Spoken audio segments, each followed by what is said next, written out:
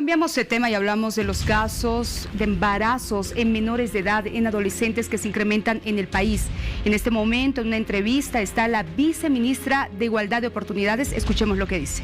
De Educación, ya el Consejo de Educación la semana pasada ha señalado que es importante dar información a nuestros jóvenes, a nuestros adolescentes sobre educación sexual integral, pero desde una visión científica, desde una visión de derechos, donde particularmente vayamos identificando aquellos puntos donde están en peligro o en vulnerabilidad o en situación de violencia adolescentes y jóvenes, y que se pueda generar una ruta de atención, sea por la propia comunidad educativa, a través de la Defensoría de la Niñez y Adolescencia y en su caso, por supuesto, a través del propio sistema de justicia, a través de una atención mucho más reactiva, desde una visión penal.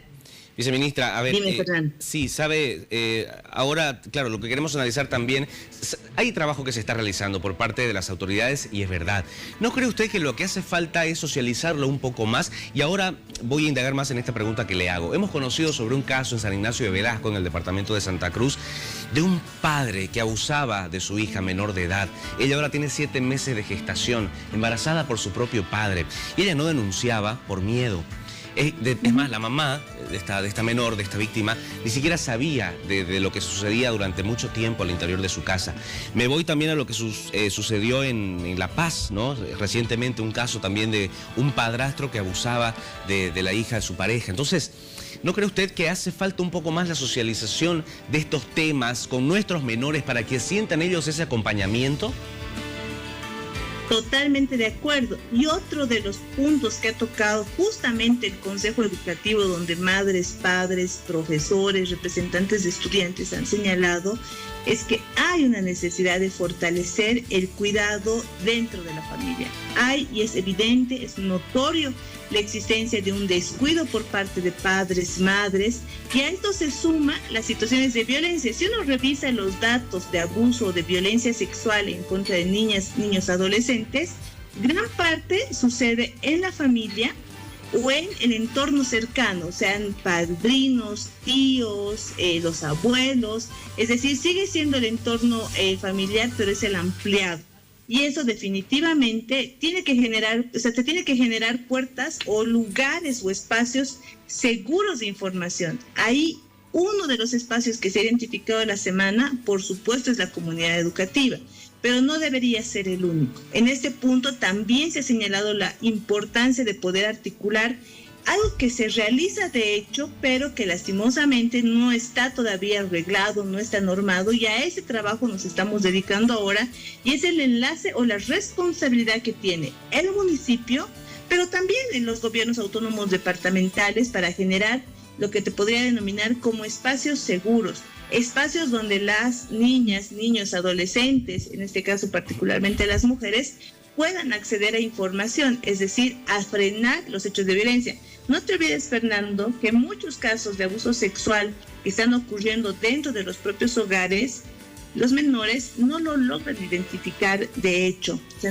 y lo peor de esto, viceministra, es la falta de apoyo de la familia. Porque estos menores, estas menores que se embarazan en estas circunstancias tan dramáticas como un abuso, no tienen la capacidad de ni siquiera contarle a alguien por el miedo al rechazo, ¿no? Y a la revictimización. Viceministra, permítame, porque también quiero consultarle aquí a la licenciada que nos acompaña sobre las consecuencias, licenciada. Usted como educadora sexual, ¿qué consecuencias puede identificar en estos casos de embarazos, vamos a decirlo así, no solamente prematuros, sino a raíz de un abuso? Estamos hablando de pobreza, falta de oportunidades, abandono, ¿no es cierto? Y más allá de eso está inclusive la posibilidad de muerte de una menor de edad. Claro. Y ni qué decirle del producto todavía que viene en camino. Entonces las consecuencias son realmente grandes a nivel físico, a nivel psicológico y a nivel social.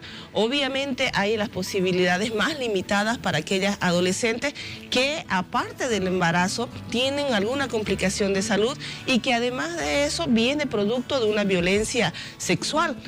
Yo creo que hay que empezar ya a trabajar de forma integral, como bien lo decía, y que asumamos nuestras responsabilidades. Nosotros hemos hecho grupos focales para poder identificar dónde está el problema, porque de acuerdo a los datos de demografía en salud nos dice de que el 90% de los adolescentes recibe algún tipo de información, ¿no? Sin embargo, cuando ya toca el acceso, que es lo que bien decía, los prestadores de salud van a un servicio de salud, no hay una orientación diferenciada a los jóvenes, no hay un acceso a métodos anticonceptivos, no hay una orientación para la prevención de la violencia, y en las unidades educativas donde también se debe promover el autocuidado de tu cuerpo y el cuidado del cuerpo de los demás, hay una ausencia total.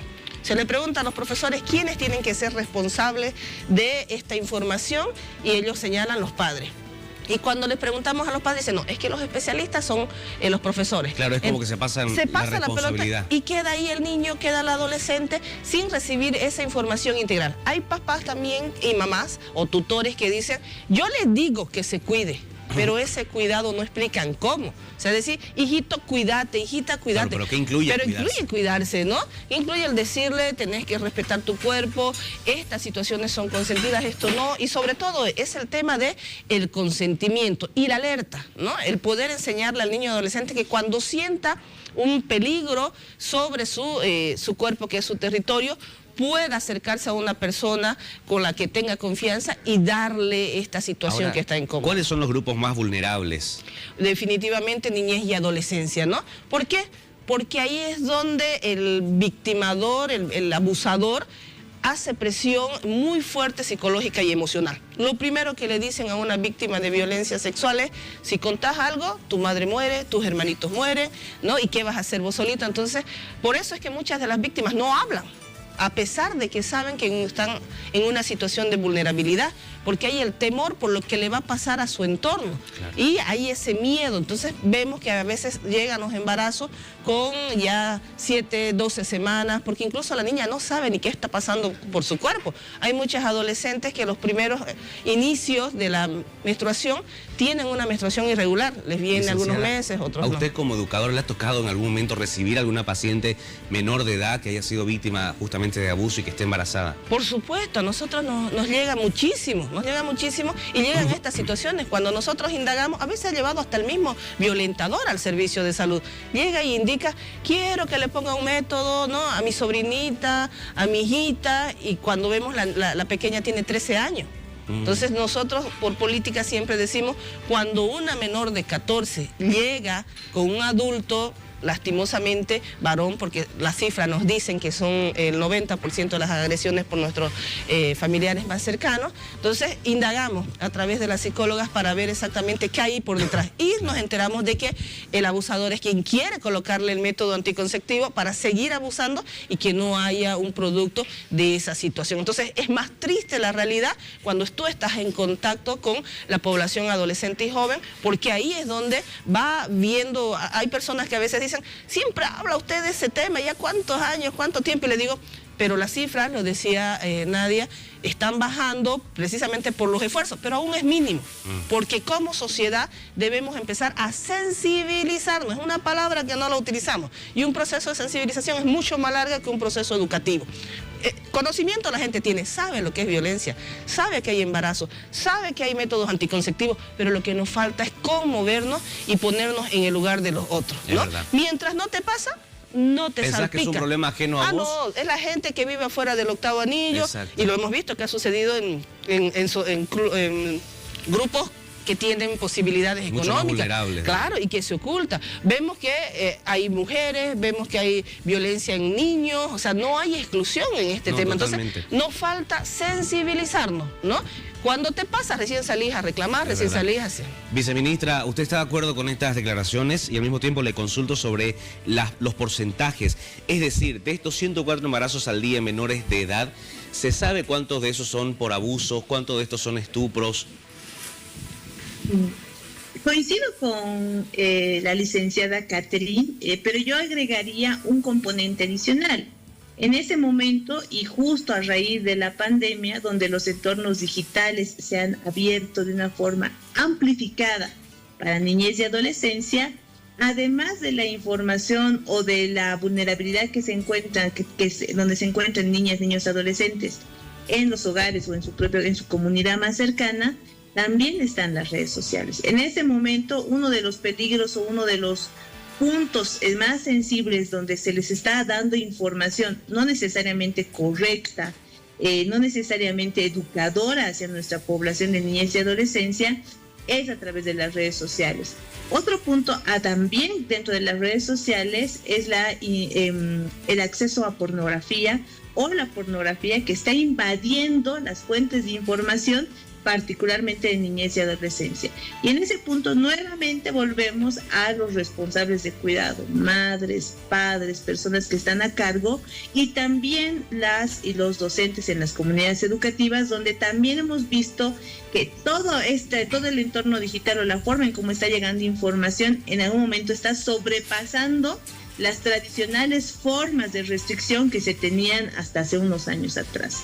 Por otro lado, esa información que llega del SNIS, del Sistema Público, del Sistema Nacional de Salud, no diferencia si esos casos son por abuso sexual, por estupro, por violación en sí misma, no distingue aquello porque está relacionado a la atención en salud. Es desde ahí donde estamos rescatando ese dato. Lo que sí nos está señalando este dato es que hay información de menores de 15 años, es decir, ya de niñas estamos hablando, y también de mayores de 15 años, de adolescentes, que están en una situación de vulnerabilidad. Ahora, Fernando, creo que ahí lo importante para resaltar es, en tanto sean niñas y adolescentes particularmente, en tanto sean menores de edad, están en una situación de vulnerabilidad. No podemos señalar que el ejercicio de la sexualidad es el mismo a esa edad que la que tenemos las mujeres ya adultas, es decir, hay situaciones de consentimiento viciados, sea por falta de información o por la situación de sometimiento o de poder frente a los agresores que esta población tiene. Hay que hacer mucho todavía por la prevención, es lo que decía la viceministra de Igualdad de Oportunidades, prevención en colegios, en la casa, va a ser fundamental, y también escuchar a las víctimas. Continuamos.